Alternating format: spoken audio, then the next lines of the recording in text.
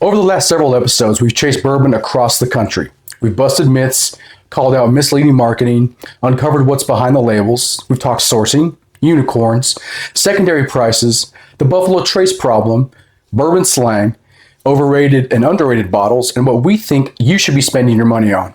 And hopefully we've saved you from spending good money on what we feel is mediocre whiskey. Yeah, and today we're ending where the hype and whiskey collide. Celebrity whiskey. Yep. We're talking actors, musicians, athletes. Apparently, everybody with a platinum record, an Oscar, or a championship ring eventually says, you know what? I should probably have my own whiskey. And somehow, none of them called us first. I can't believe that. Yeah. But honestly, it's probably for the best. Yeah, well, we would have asked a few uncomfortable questions for sure. Just a couple. 20 years ago, celebrity whiskey was almost a punchline. If you saw a famous face on the label, most whiskey drinkers assumed what was inside the bottle wasn't worth drinking. But today, that isn't always true. Some celebrity brands are winning awards. Some are investing in distilleries. Some are deeply involved in blending and barrel selection. And some are still just selling fame in a bottle. So today, we're ignoring the autograph, ignoring the commercials, reading the back label, and asking one simple question. Celebrity whiskey, hot or hype? So stay tuned. Right here In the lounge with Stave Slide.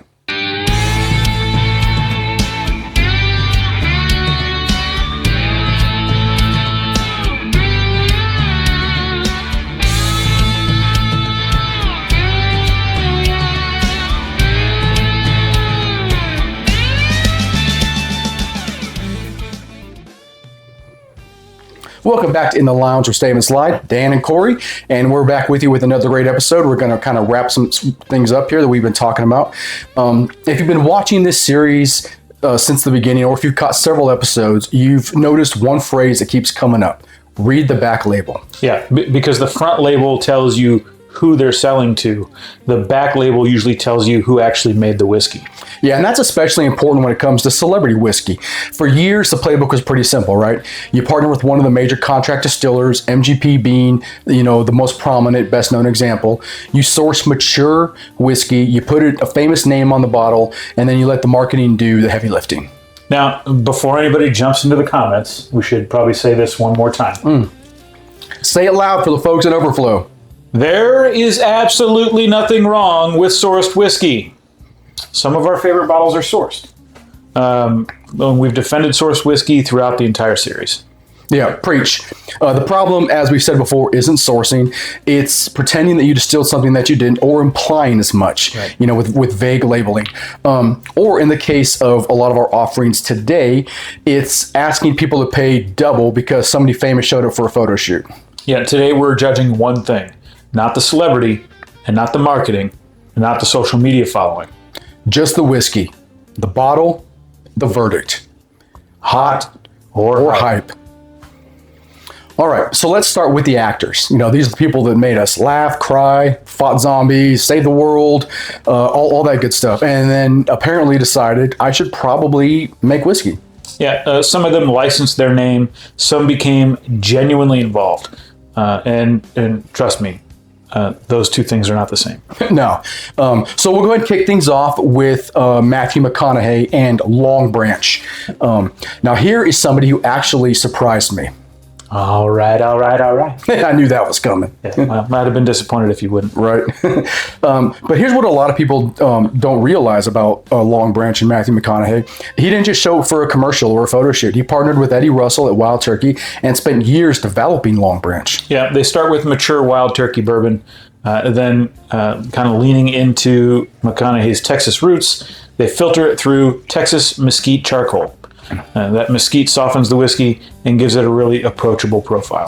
Yeah, at 86 proof, you're getting some vanilla, some caramel, light baking spice, a touch of smoke, and it's just a really easy drinking bourbon. Yeah, and McConaughey's partnership with Wild Turkey officially ended a couple of years ago, meaning he's no longer the face of Long Branch. There were no issues, yep. no problems, just contract expiration and moving on to other endeavors. But that doesn't change what's in the bottle or the initial collaboration that brought us Wild Turkey Long Branch. Yeah, and what's in the bottle is good bourbon. So our take on Long Branch, hot.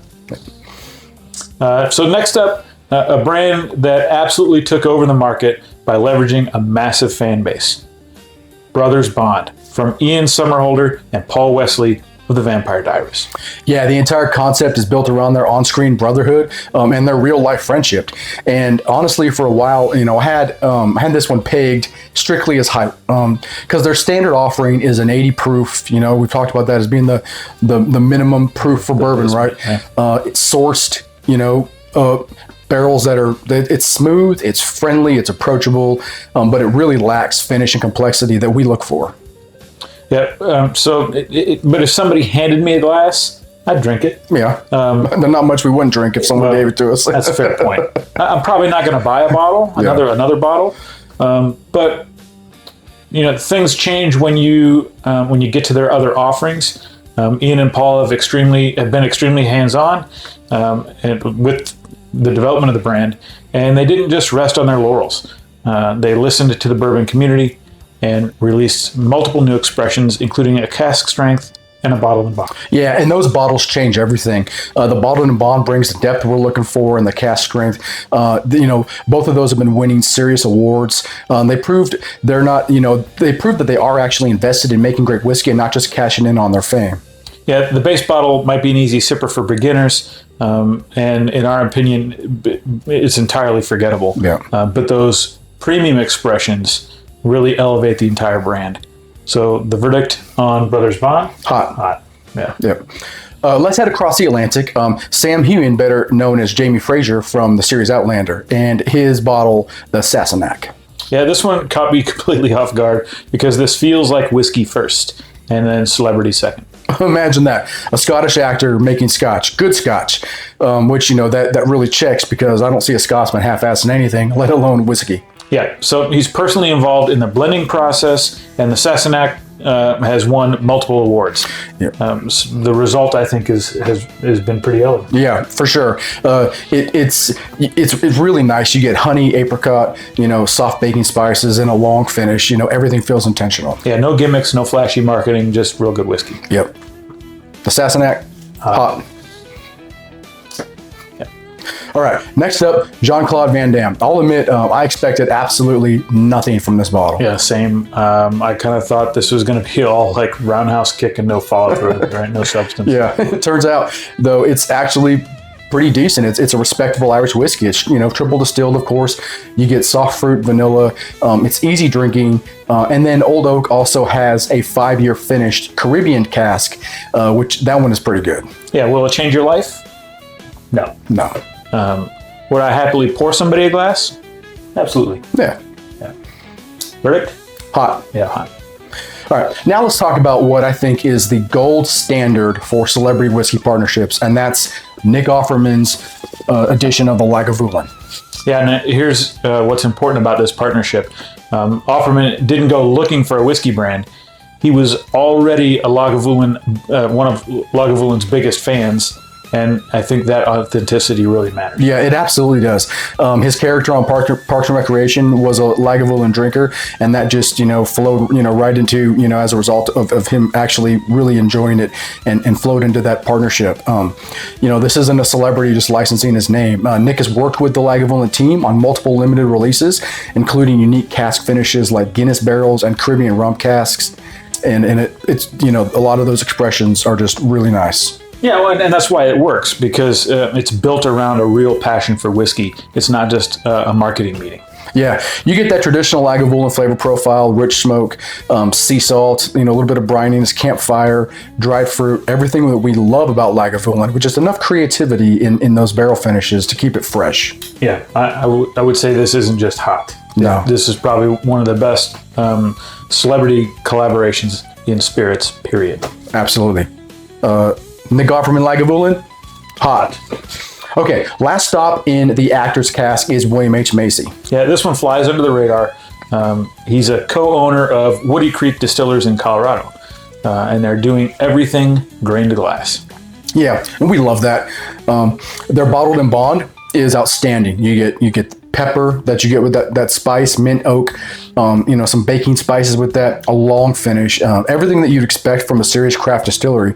And Macy, even has some videos up on social media where he's like making an old fashioned with his Woody Creek rye and he's singing a little jingle with it. I love that. It's, to me, it's super authentic and it's just, another great indication of that being a real, true, authentic celebrity collaboration. Yeah. And this is another reminder. Don't, don't judge the celebrity, judge the whiskey. We love William H. Macy, but this whiskey is just good on its own. Yep. Yeah. Hot. Woody Creek hot. Yeah. Yep. All right. Well, I definitely didn't predict that necessarily. 6 hot and no hype in the actors category. The actors came to play. Turns out when you actually build a distillery or work directly with a master distiller instead of just licensing your name, the whiskey speaks for itself. Yeah, honestly, the biggest surprise of the category wasn't Matthew McConaughey. It was realizing just how many actors are actually involved in making good whiskey instead of just endorsing it. Yeah, but now we get to the category that I've really kind of been looking forward to, and one that's pretty saturated in this market. This is the musician category. So you got country legends, rock icons, blues guitar heroes, Grammy winners, some incredible whiskey, and a few bottles that lean a little harder on the name than the liquid. Yeah. So, and there's way more than we could include in this episode. Yeah, that's not all inclusive. It's definitely not. We got a lot, but it's not all. It's not everybody. But this is where hotter hype gets interesting. Yeah. So again, I don't think we necessarily expected that the actors were going to be a clean sweep of that category. Not one single hype. They rehearsed, they came to play, but now it's time to talk music. Yeah, and honestly, I think we both walked into this episode assuming the actors would be the weakest category. And so far, turns out we were wrong. Yeah, and that's exactly why we wanted to make this episode, because you can't judge a bottle by the face on the label any more than you can judge it by the horse on the cork. Yeah, well, we've talked about that a couple times. Yeah, that might ruffle some feathers. Now, let's see if the musicians can keep the momentum going, because this category is all over the map. Yeah, some of these artists are deeply involved in creating whiskey. Some hired the best blenders and the best whiskey minds in the world. Others, well, let's just say that they were available for the photo shoot. Yeah. But before we start, one thing is worth remembering. Celebrity spirits exploded because people discovered they weren't just buying alcohol, they were buying a story. Yes, but whiskey drinkers are wired a little differently, right? Yeah. We ask, where was it distilled? Who blended it? Who's the master distiller? Where the barrels come from? What's the mash bill? How old is it? Yeah, you might fool somebody once, but you're not fooling whiskey nerds for very long. No, not at all. All right, let's get this first one out of the way just right from the start, right? You knew this one had to be first. Yeah, Chris Stapleton, Buffalo Trace, master distiller Harlan Wheatley. If there was ever a whiskey that could break bourbon Instagram, this was it. Yeah, the hype was unbelievable. And honestly, I get it. When you put those two names together, the expectations go through the roof. They sure do. They did for us and so many others. But here's where I think a lot of people miss the point on this one. Traveler was never trying to compete with George T. Stagg or Eagle Rare or any of Buffalo Trace's allocated bottles. It was designed to be approachable, which in my mind is what set it up for failure from the beginning with bourbon enthusiasts and fans of Buffalo Trace, because people just expected so much more. Yeah, exactly. This is a blended whiskey built for a broad audience. Light vanilla, soft oak, gentle spice, easy drinking. Yeah. If you're introducing someone to whiskey for the first time, this is actually a nice place to start. Even when you visit the distillery, the Traveler sample table, it has the Traveler in the little, plastic cups. They're sitting right next to the Ale 8 little plastic cups for mixing together. It's not a serious whiskey. Right. If you've been drinking bourbon for 20 years, you may find yourself wishing for more depth and more texture and a longer finish. Yeah. The marketing on this one throws a perfect strike. The whiskey throws batting practice. Yeah, I hate how much I like that line. For us, Traveler, hype. All right, so let's stay in country music. We got Dierks Bentley and Row 94. Yeah, this one is one of those bottles that's perfectly fine, and that's kind of the problem. Yeah, nothing wrong with it. Nothing really stands out either. Exactly. We defended source whiskey throughout this series, and that's not what hurts this bottle. The question is, does it bring something unique to the table? For me, not really. It's pleasant, it's balanced, it's easy to sip, but if you poured it in a blind, I'm not convinced that I'd remember it in a week. Yeah, I'm right there with you. It feels like a whiskey that leans more on the Dierks Bentley popularity than on giving you a memorable pour. Yeah. So Dierks Bentley Row 94, hype. All right, now this may be the biggest surprise of today's episode, and that's Alan Jackson's Silverbilly. Yeah, I honestly expected another just celebrity bottle, but what I got is really good bourbon. Yeah, it's a single barrel, Green River Distilling. We love Green River. It's about a 5.5-year-old expression, rich caramel. You get some of that roasted peanuts and brown sugar, a nice oak flavor. Everything in this one feels balanced. Yeah, nothing about this feels rushed. Nothing feels like it was chasing a trend. It's just a really solid single barrel. Yeah, it doesn't rely on nostalgia. It doesn't lean just heavily on the celebrity name. It relies on quality, and it delivers that. Yeah. Alan Jackson, hot. All right. Brad Paisley took a completely different approach. Instead of simply putting his name on source whiskey, he built a brand around travel, different barrel finishes, and the idea that every road tells a different story. Yeah, that concept actually feels authentic, if not familiar. But it's thoughtful, it's creative, and thankfully, in this case, I think the whiskey backs it up. Yeah, it doesn't come across as being gimmicky. The finishing adds complexity without covering up the bourbon underneath, and that's harder to do than people think.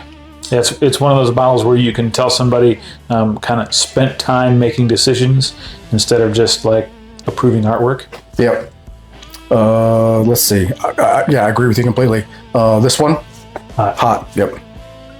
Now we're getting serious. Eric Church, Whiskey Gypsy. This is one of those bright brands where you can tell the artist genuinely cared about the finished product. Church has been unusually involved with the direction of the whiskey from day one. Yeah, the flagship blend combines mature bourbon, rye, and American single malt. Then you move into Chief's Reserve, and you're talking about something genuinely impressive. Yeah, it's complex, it's layered, it's rich. This isn't some inexpensive whiskey, but it also isn't pretending to be something it's not. Yeah, when people ask what premium should taste like, this is the kind of bottle that I want them to try. One of my favorite Eric Church songs is Drink in My Hand, and I'd hold a Glencairn of his whiskey anytime. Yeah, it earns its reputation, honestly. Yep, Eric Church, hot. All right, anyone who's followed us, or knows anything about us, knows how much we love Derek Trucks, Tedeschi Trucks Band.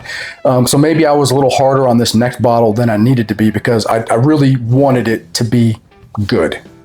And somehow it ended up winning you over. It absolutely did. And that's because it knows exactly what it is. It's not pretending to be a 15-year allocated bourbon.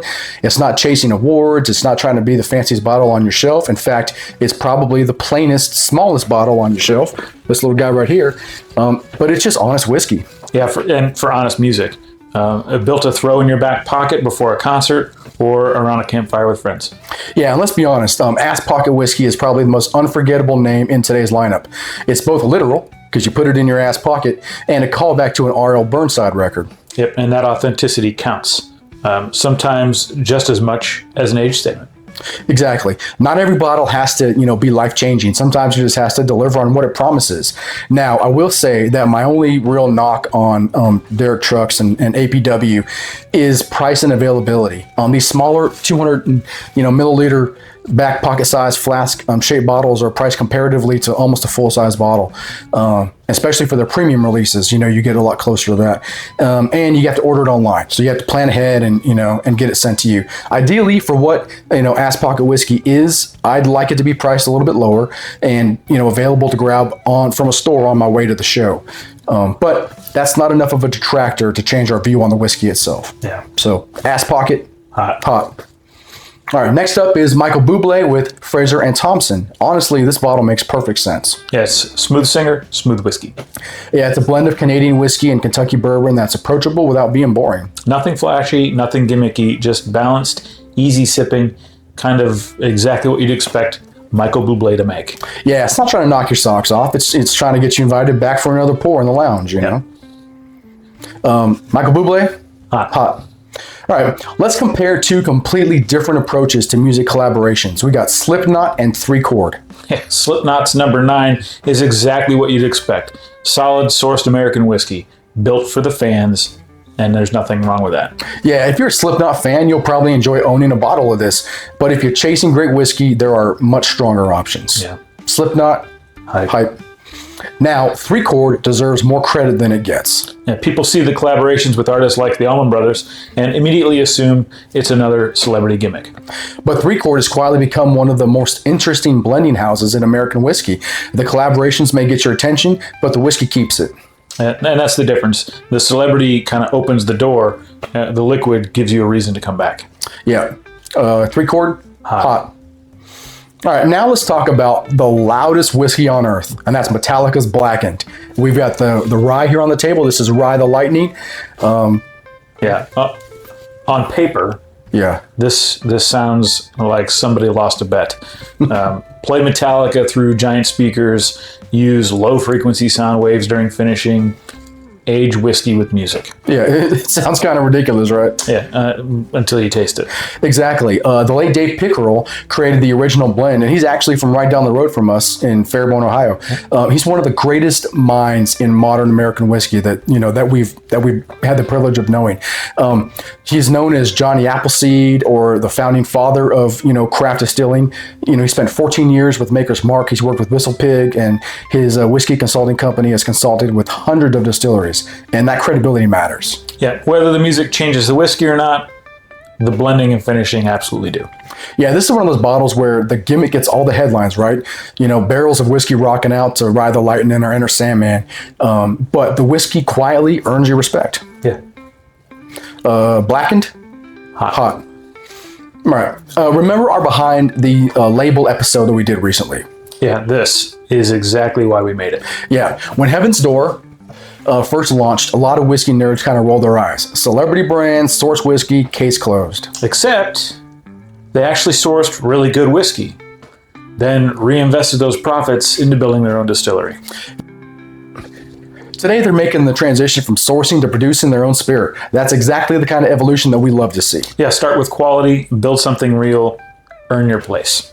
Yeah, and that's a whole lot different than pretending or implying you made something that you didn't. Right. Heaven's Door? Hot. All right. Last stop in this category, Beyonce, Sir Davis. I'll admit, when this was announced, I figured it was going to be another celebrity whiskey cash grab. I was not expecting much. Yeah, same. I think a lot of whiskey drinkers had the same reaction.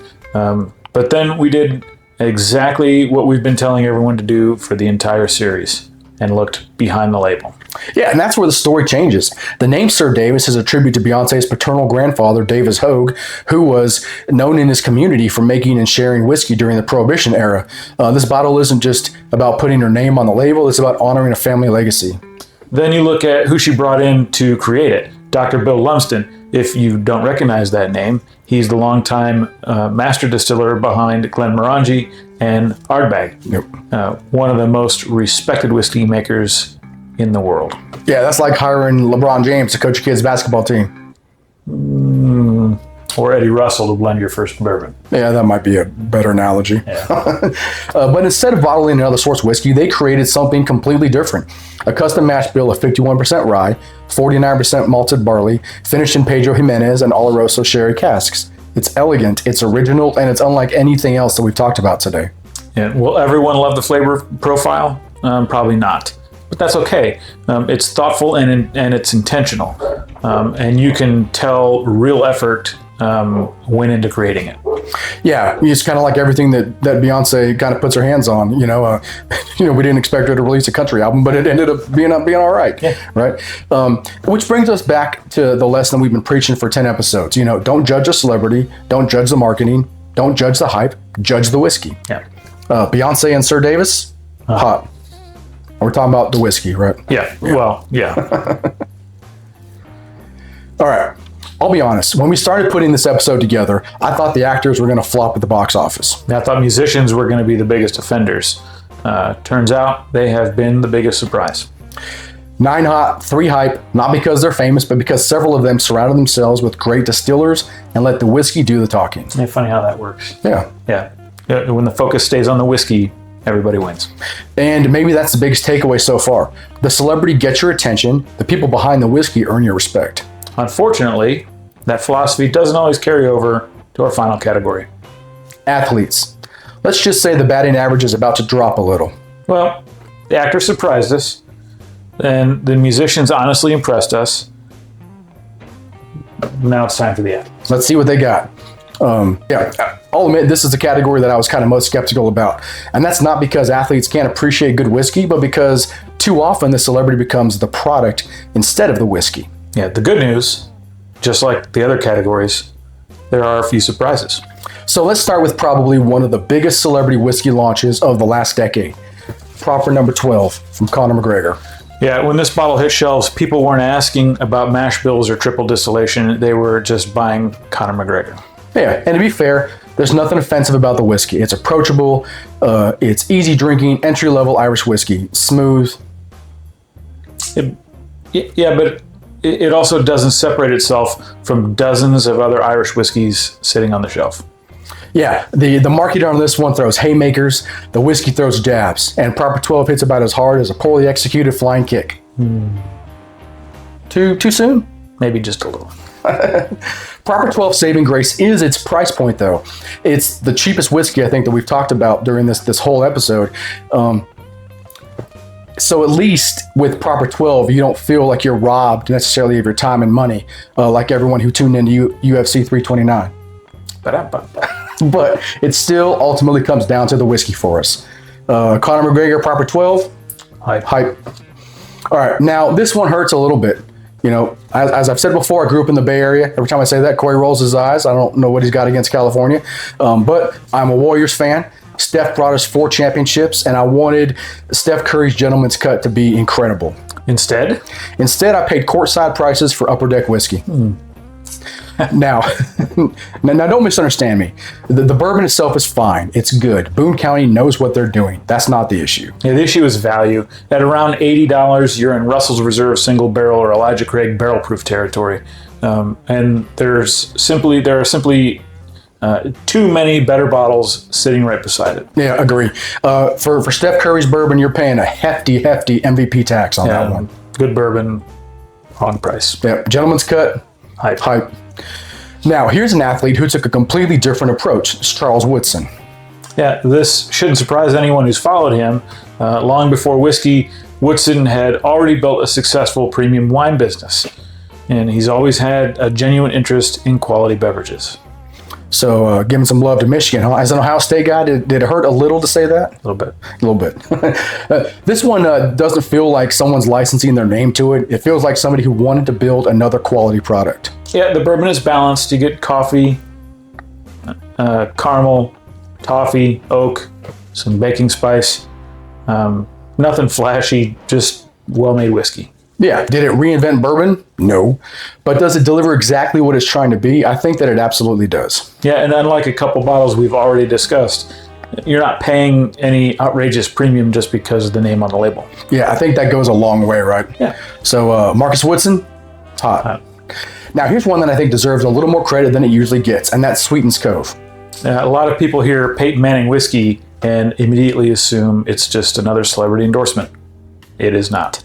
Yeah, I mean, Peyton endorses almost everything, but his whiskey isn't that bad, right? It's, he's one of several owners, and by all accounts, he's regularly involved in the brand. He's participated in barrel selections, promotional events, and helping shape what eventually gets bottled.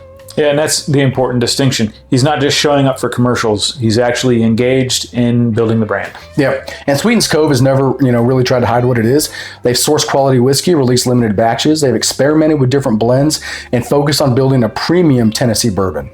Now, not every release has been a home run or touchdown. Yeah. Some have definitely been stronger than others. But I appreciate that they're trying to make better whiskey, not just sell more whiskey. Exactly. The celebrity, Peyton Manning, gets your attention, but the whiskey still has to earn your respect. Yeah, and I think this one earns it. Yeah. Peyton Manning, Sweeten Cove, hot. All right, we've made it to our final review, and honestly, the athlete category, surprised me a little bit. Well, me too. We came in expecting a rough showing. But instead, we've found some brands where the celebrity is genuinely involved and in building something worth drinking. All right. Well, the final scores are in, and I think it's safe to say that the results were not exactly what we had expected. The actors delivered a clean sweep. The musicians gave us the most impressive lineup, and the athletes, well, they had a few key players show up. Yeah. So before we sign off, let's hand out some final verdicts for the episode. Dan. Yeah. What was the biggest, most pleasant surprise? Ooh, there's a couple that really jumped out to me, but I think for me, as far as being surprised, I think it has to be Alan Jackson Silver Belly. I went in expecting a standard fan service bottle, and I got a genuinely delicious, well-made single barrel from Green River, and it's proof that you can't judge a bottle by its celebrity. What about you? I'm gonna go with Sir Davis. Yeah. It's, you know, when you hear Beyonce is releasing a whiskey, skepticism is the natural reaction. You know, I really enjoy a good finished, a quality finished whiskey with the sherry cask finishing, especially. Yep. And then you see that she hired Dr. Bill Lumsden and created something totally unique and elegant. So you have to respect her commitment to quality. I agree with you. All right, so now on the flip side of that, what's your biggest disappointment?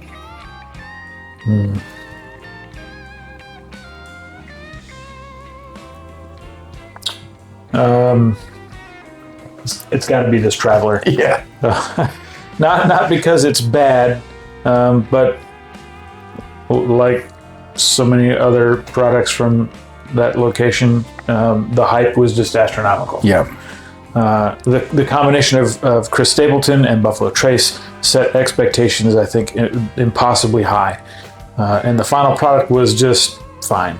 It's a lesson in managing expectations. Yeah, I agree with you. Traveler was set up to fail from the beginning because they were trying to appeal to the masses, and when you do that, you know, folks that appreciate good whiskey, you're leaving them out. Yeah. Agree completely with that one. I'm going to add one more to that, and that's the Gentleman's Cut. That's the whiskey from Boone County, which is solid. You know, Steph Curry's whiskey, but charging that hefty, price tag, that $80 plus, that MVP tax. That's, for me, that's a tough pill to swallow. You know, it's a classic case of the price tag pushing a good whiskey into that hype category. Yeah, I totally agree. Plus, being from Cleveland, we got a bad taste in our mouth. There you go. For Steph Curry, anyway. I can respect that. Yeah. So finally, the one that stands out as the gold standard for how to do this right. Yeah. No question for me. There were two that were right at the top, but the one that stands above there, both of the scotches, is Lagavulin and the Offerman edition. The Sassenach was up there as well, but this one here, the Lagavulin with Offerman, its collaboration, for me, it's a perfect model for a celebrity partnership. It started with Nick Offerman's genuine pre-existing passion for the brand. He wasn't looking for a paycheck. He wasn't looking just to have a whiskey, in his portfolio. He was a fan who got invited to collaborate. Yeah, and they didn't just hand him a script. They made him part of the story. The result is authentic. It respects the distillery's DNA, and the whiskey is always excellent. Yep. That's the difference between endorsing a product and creating one. Yeah, I agree. When we started the whole Bourbon Truth, series that we've been, doing over the last several episodes, our goal was never to tell you what to buy. No, it was just to help you understand why you'd buy it. Yeah.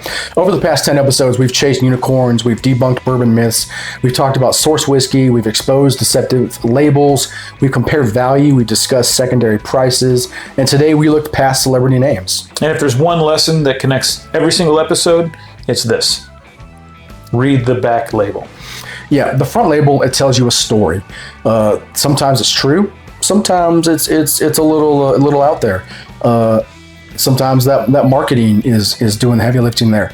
But the back label tells you who actually is making your whiskey. Yeah, the best bottles aren't always the rarest. They aren't always the most expensive. And they definitely aren't always the ones with the biggest celebrity attached. Yeah, the best whiskey is the one that's made with care. It's priced fairly, and it earns a place on your shelf every time you pour a glass. And at the end of the day, the best part of bourbon isn't what's on the label, it's who you're sharing it with. If this series helped you become a more informed whiskey drinker, then we've accomplished exactly what we set out to do. Yep. If you've enjoyed the Bourbon Truth, let us know what myths, trends, or whiskey topics you'd like us to tackle next. Because trust us, we're just getting started. Don't chase the celebrity. Don't chase the hype. Chase great whiskey. And remember, good whiskey is about the experience, not the volume. So take your time, respect the proof, and sip responsibly. Cheers from Stave Slide.